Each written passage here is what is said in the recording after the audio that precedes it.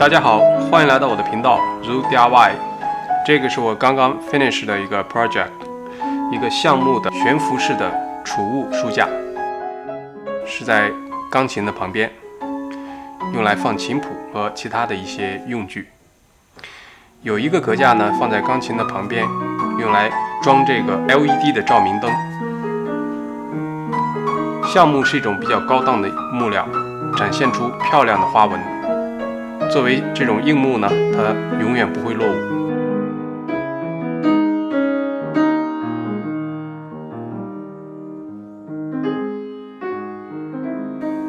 这个是改装前的效果，一个金属的酒架配上一个落地灯，好像不太适合。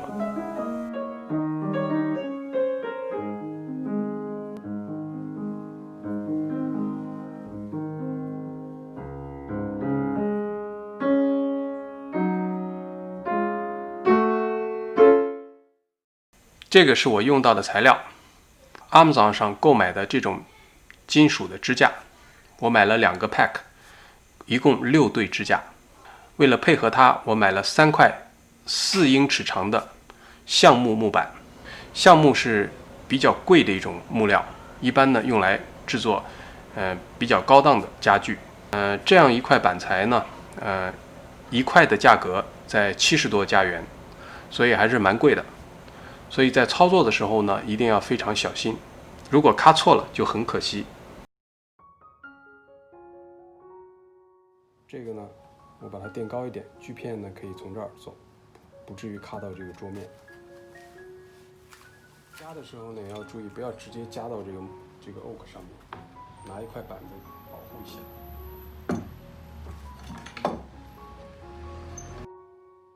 每一块板呢，我一卡2半，这样呢。每一个格架的设计呢，就是2英尺那么长。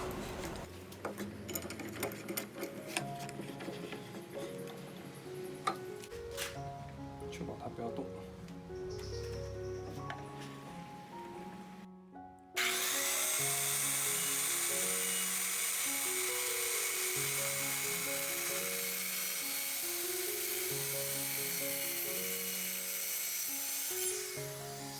好，现在这个板子就锯完了。这样呢，实际上是6个 shelf， 分别是1英寸厚、1英尺深，然后2英尺长。这个呢标虽然是1英寸厚，但实际上它的厚度呢是3/4英寸。那么我把金属支架呢放在离边缘各有3英寸的位置。这样呢，保证这个金属支架之间呢，大概是18英寸。这个呢，也是北美这边干墙后面房子的梁一般的间隔。我这样做呢，一方面是为了美观，这样呢比较和谐；另一方面呢，是希望我安装的时候能够正好 meet 到后面的木头的梁。为了确保安装的准确无误呢，我还专门用这块木板做了一个 template。我买的这个金属件呢，它是配10英寸宽的这个板材，但是呢，这个市面上一般找不到这种10英寸的，要么就8英寸，要么就12英寸，所以呢，我就买这种12英寸的。而这种声称12英寸的板材呢，实际上它的厚度呢也是不到12英寸，11英寸多一点点。所以呢，2个选择，第一个选择呢就是把它裁窄一点，在这个裁这么宽的厚度，然后把这个板 fit 进去。另一个选择呢，就是更难一点，就是这边 notch 一个小口，然后这边呢再 notch 一个小口，把这个板材呢给它看进去。这个做法呢，当然会比较好，因为首先呢你不浪费这个 shelf 的宽度。另外呢，看上去呢，它结合的会更好一点，甚至下面的钉子应该都不用钉，应该它不会掉下来。所以，但是呢，这样做呢就稍微有点挑战，你必须要做好这个卡槽。我先用电钻，在要开槽的位置呢钻2个洞，这样呢会减少很多锯的工作。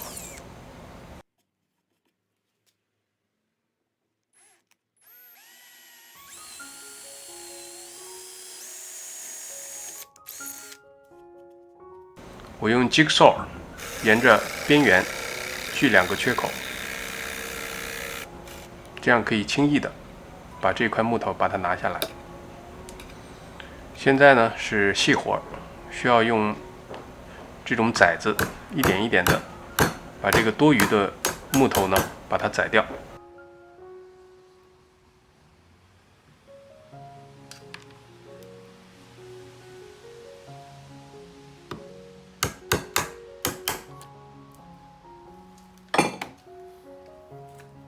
橡木的木质比较密实，它不容易开裂。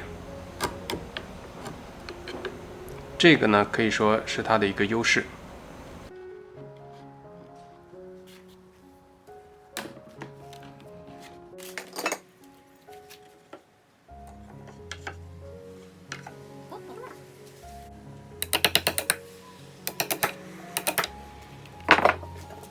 这个呢，要拿金属件反复的比对。有的时候差一点点都不行。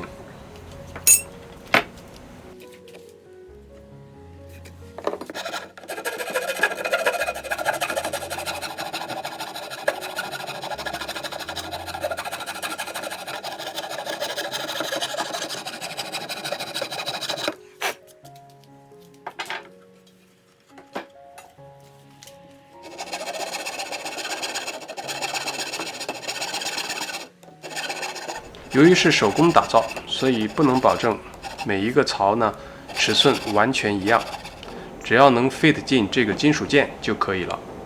好，经过几个小时的工作，完成了这6块板子。这个呢开好了槽，可以很贴合的嵌在这个支架上面。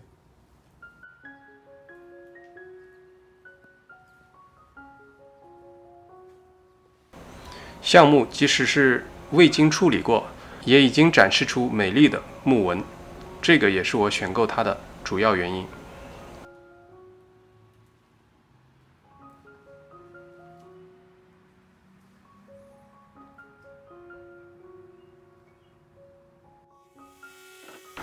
下一步呢，就是打磨的工作了。这种硬木呢，操作起来打磨的工作量非常大。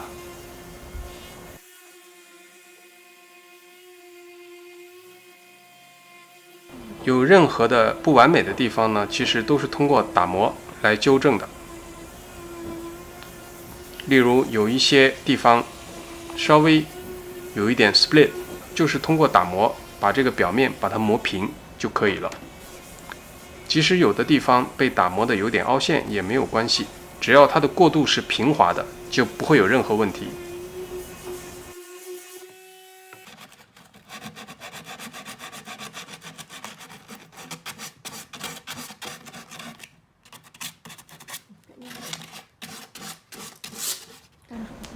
中间呢，我又换了2次砂纸。基本的原则就是从粗的砂纸打到细的砂纸。我用了80、150和220这3种砂纸。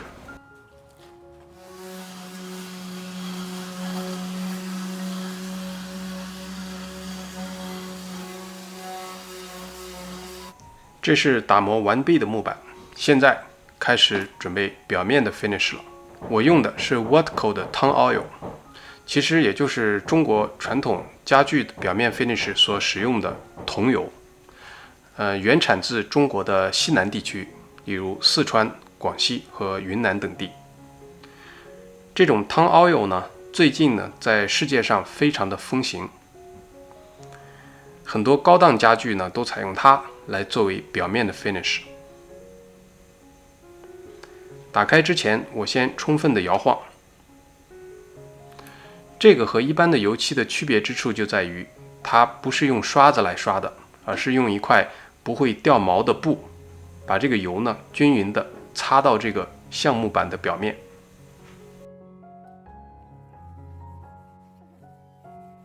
这种油和一般油漆的区别就在于，它会渗入到这种木头的纹理里面。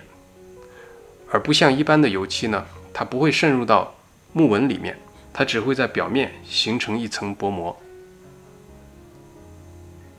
由于我选择这种橡木呢，就是要突出它天然的纹理，所以呢，我就使用桐油而没有使用油漆。因为油漆一旦在橡木的表面形成一层薄膜的话呢，反而掩盖了天然的花纹。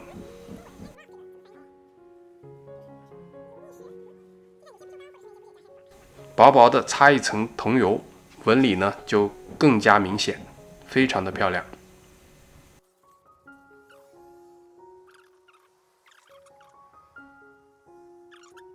用这种桐油来做表面 finish 的时候，有一个 trick 就是宁少勿多。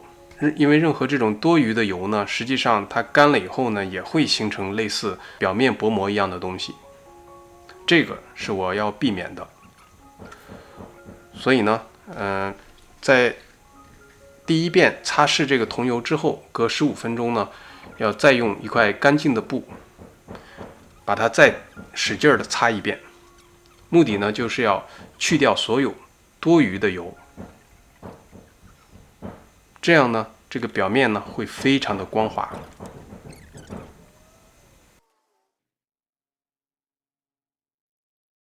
这个是最后成品的样子。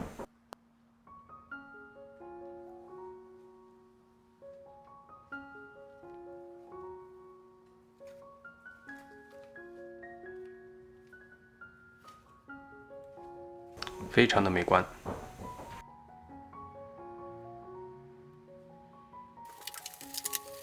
现在就开始安装。安装时候要注意的是，就是水平和数值，这样呢才能保证这个格架呢有一个比较好的观感。但是有一点，就是你定在什么地方非常关键。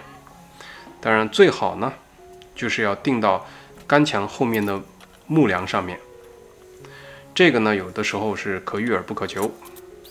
但是有一点，你至少有一个支架，应该是可以固定到这个木梁上面的。而另外一个呢，有可能未必能够正好定到木梁上面。而我的呢，这个情况呢，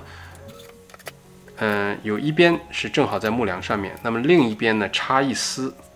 那么我的做法呢，就是在安装的时候，把螺钉呢给它转的时候给它歪一个角度，这样呢，让这个螺钉呢斜着插进这个旁边的木梁里面。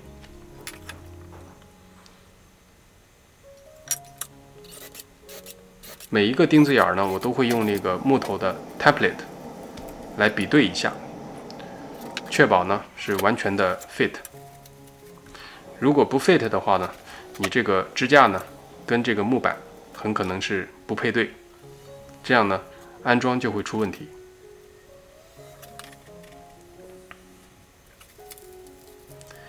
如果不是安装在木梁上面的话呢，那么你需要使用一种特殊的金属或者是塑料件，用来固定安装的螺钉。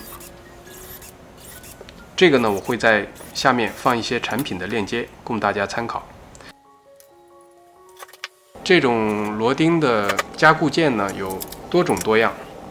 如果你选的不对的话呢，是起不到这种固定的效果的。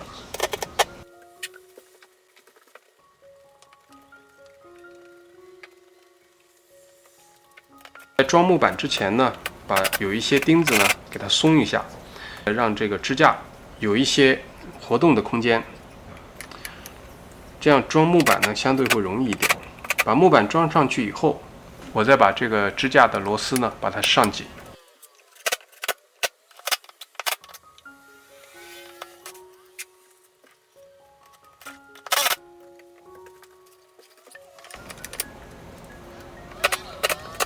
任何的螺丝，如果你发现它在空转的话呢，那么它就是没有吃上力。这样，要么呢你就要换一根更长的螺丝，要么呢你就要调整角度。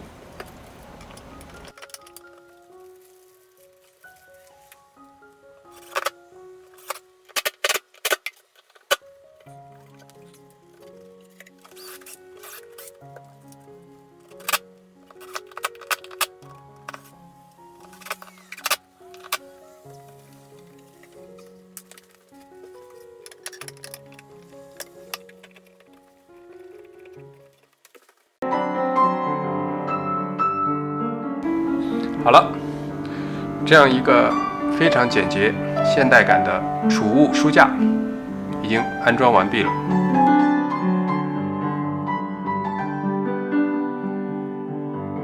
它是既实用又美观，而且呢，它会超越任何时间的局限，它永远不会落伍和过时。